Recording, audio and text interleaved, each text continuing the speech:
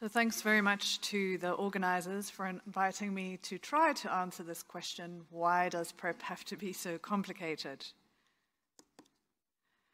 Since WHO recommended recommendations in 2015 about PrEP as part of a comprehensive HIV prevention package, we've seen enormous efforts to scale up PrEP globally.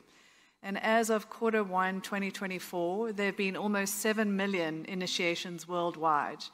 And we have also started to see the introduction of more PrEP options, including the dapivirine ring and injectable cabotegravir international programs, particularly in Eastern and Southern Africa, where the burden of HIV is high.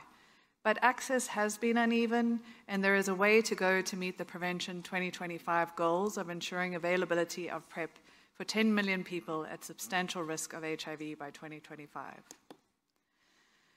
The antiretroviral treatment program has really paved the way when it comes to thinking about simplification of PrEP. In low and middle-income countries, upwards of 90% of people are on a daily fixed-dose combination oral pill.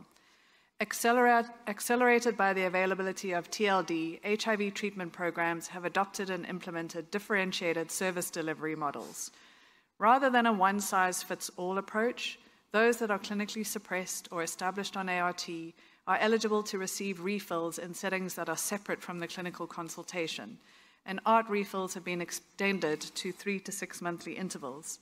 For example, in South Africa, where I'm from, about 1.45 million people receive their antiretroviral refills outside of healthcare facilities and closer to home through community-based ART clubs.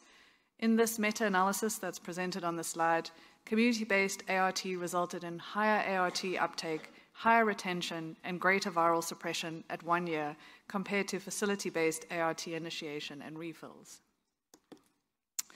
In response to COVID-19, adaptations to PrEP service delivery resulted in increased flexibility with trends towards demedicalization, simplification, and integration within other healthcare services, provision of virtual support, and differentiated service delivery for PrEP that aligned with client preferences. An analysis of the PEPFAR program monitoring indicators in 21 countries showed that PEPFAR programs continue to maintain and initiate new clients despite the challenges posed by the pandemic. As a result of adaptations in service delivery, the number of people on oral PrEP globally actually doubled between 2020 and 2021, from 800,000 to 1.6 million. And here you can see the same sort of trajectory in the example of South Africa. And these data have really suggested that differentiated service delivery models have the potential to increase PrEP access. So in 2022, WHO issued guidance on differentiated PrEP service delivery. And for those of you who may be less familiar, differentiated service delivery approaches consider the building blocks of who, where, when, and what of service delivery, and adapts these to really meet the needs and expectations of clients while acknowledging the constraints within the health system. In a differentiated service delivery model for PrEP, the who really becomes the PrEP user who may implement self-care approaches and only engage with the healthcare system for clinic visits. When reflects service frequency, and increasingly there are efforts to extend the intervals between clinic visits, particularly as many people using PrEP are healthy individuals, and this frees up clinic time to focus on consultations for those at greatest need of care. And then following the example of community-based ART, we've really seen a movement towards decentralized community-based locations for service delivery, including pharmacies, mobile vans, peer-led services, and motorbike deliveries to individuals at home. Finally, the what focuses on the minimum package of services required by PrEP users that includes streamlined monitoring and the opportunity for offering a package of sexual health services. And what I'm going to do in the remainder of this talk is focus on the what, the package of services. So PrEP should be offered to people without HIV, and one of the key elements to monitor has been HIV status to avoid monotherapy in the context of HIV infection, which could lead to resistance. So HIV self-testing can simplify PrEP delivery by increasing the interval between clinic visits from 3 to 6 months. And in this table is data from a study in Kenya where they looked at offering compared to standard of care HIV self-testing with 6-month PrEP dispensing. And a number of these studies have been conducted, and a systematic review of 8 studies, including 3 trials, really found that HIV self-testing for PrEP continuation resulted in similar outcomes to standard of care delivery and was feasible and acceptable. And recently, WHO has recommended that self-testing be used to support clients during oral or ring PrEP initiation, restart or continuation. But there has been a little bit more caution around the use of self-testing in the context of long-acting PrEP agents. And this is because long-acting PrEP agents can alter responses to conventional diagnostics through viral suppressive effects that lead to delayed development of antibody responses and antibody detection, and so delayed diagnosis of HIV. And this has been described as the Levi syndrome, and the consequences of this really are prolonged long-acting PrEP monotherapy and the emergence of resistance. And this may have been one of the reasons that the FDA actually mandated HIV RNA testing as part of screening in the context of CAB-LA use. However, data at this conference has really highlighted some of the limitations of inclusion of HIV RNA testing into testing algorithms. And in this preliminary analysis, single isolated positive HIV results at sites performed poorly for detecting HIV infection with CAB-LA PrEP. And really, this doesn't surprise us because the prior probability of having an HIV infection on a long-acting agent is very low, and that prevalence is associated with a positive predictive value. But this is good news, particularly for low and middle-income country settings where it's probably infeasible to deliver HIV RNA testing. So the second setting where there has been additional caution has been the context of pregnancy, and many individuals of reproductive potential may want to use PrEP, particularly if they wish to conceive safely without the fear of HIV. And in the absence of reassuring data, some programs have really required pregnancy testing and interruption of PrEP during pregnancy. But fortunately, we now have data that provides reassurance that FTDF and the dapivirine ring are generally safe for use in pregnancy and lactation. And with respect to CAB-LA, the initial data really recognized that even if a drug is stopped at the time of pregnancy detection, the long PK tail means that pregnancies would be exposed to long-acting agents. And so many of the guidances focused on the idea of a risk-benefit discussion.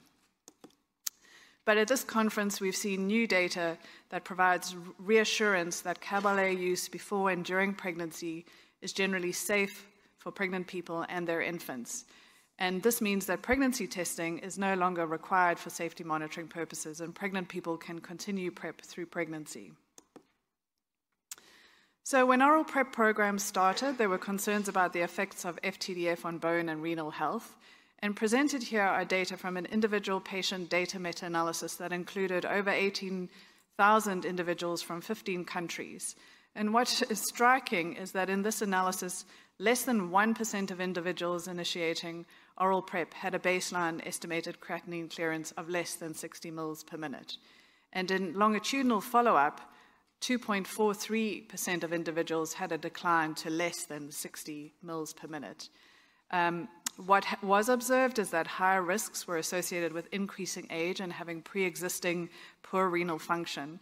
But the suggestion really is, based on some of these data, that the risks of kidney-related adverse events when using FTDF are, while they may be there, are generally mild and very small and really restricted to a much smaller subpopulation. So kidney function monitoring may be required for some individuals, such as those aged 50 years or older, and those with kidney-related comorbidities, but we really do not require, or we can make screening optional for younger populations and those kind of without renal comorbidities. And really the new implementation guidance suggests that we shouldn't make renal monitoring an obstacle to PrEP initiation. So I just wanted to call something out, and that is that a critical element of differentiated service delivery is that it is a person-centered approach and that it's aimed at simplifying services aligned to the preferences of the individual. So it's really important to remember that not everyone might want less engagement with healthcare services. And one example is really our experience of working with adolescents. In our experience, adolescent PrEP users, we've seen that PrEP persistence really declines with less frequent contact with healthcare providers.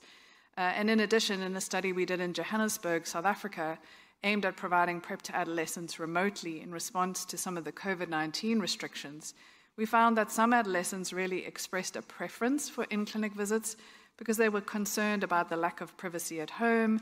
They had a fear about self-testing despite sort of significant support.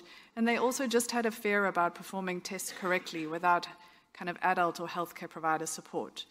What we've also learned from the REACH study is that when we provide a menu of adherence options for adolescents that is customized to their preference, that leads to better adherence and persistence with PrEP. So this is really kind of a reminder that we need to remain person-centered when we're deciding on monitoring and the minimum package of services. Oops. So the last point is really that a key element of the PrEP package is the opportunity to offer a broader range of sexual and reproductive health services at visits as part of a one-stop shop approach. And this week, WHO released the new PrEP implementation tool. And in the tool, they recommend that these are some of the additional services that we should consider offering to a population based on population and context. This might include hepatitis screening, and this might influence the choice of PrEP, STI testing and treatment, although we should acknowledge that testing approaches vary across contexts, contraception for people who need it, and other services really relevant to the population, such as gender-affirming care, harm reduction services, or linkage to services for intimate partner violence. And while these services might provide benefit to PrEP users, they really also should not be a barrier, but rather provide an opportunity to enhance care by providing a person-centered service. So in summary, PrEP doesn't have to be complicated. And really, we should not let the perfect be the enemy of good if our goal is to provide PrEP to another 3 million people by next year. The evidence supports simplified monitoring and can accelerate access through differentiated service delivery. And simplifying monitoring potentially allows for better patient-centered care by reducing visit burden or creating time within consultations for additional services. So thanks to all of these people who in different ways have contributed to this talk.